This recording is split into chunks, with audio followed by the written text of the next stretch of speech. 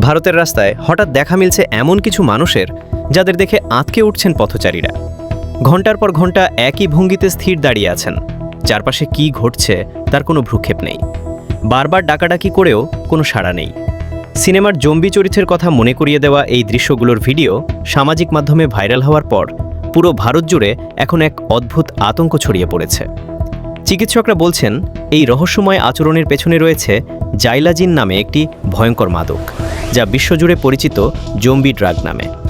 Viral হওয়া ভিডিওগুলোতে দেখা গেছে কোনো যুবক বা ডেলিভারি বয় জনবহুল রাস্তার পাশে ঘণ্টার পর ঘণ্টা একদম নিথর হয়ে দাঁড়িয়ে আছেন।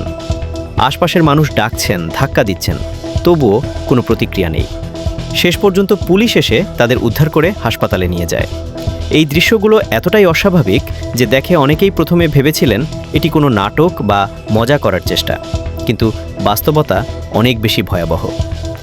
জাইলাজিন মূলত পশু চিকিৎসায় ব্যবহৃত একটি ওষুধ। ঘোড়া বা গরুর মতো বড় প্রাণীকে অজ্ঞান করতে এটি ব্যবহার করা হয়। কিন্তু এই ওষুধ যখন মানুষের শরীরে প্রবেশ করে তখন হৃদস্পন্দন ও শ্বাস-প্রশ্বাস আশঙ্কাজনকভাবে কমিয়ে দেয়।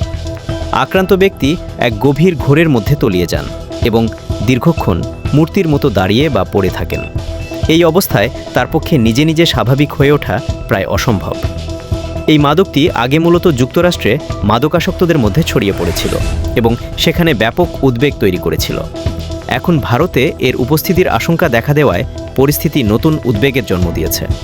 তবে ভারতীয় প্রশাসন এখন পর্যন্ত আনুষ্ঠানিকভাবে দেশে জাইলাজিনের উপস্থিতি নিশ্চিত করেনি।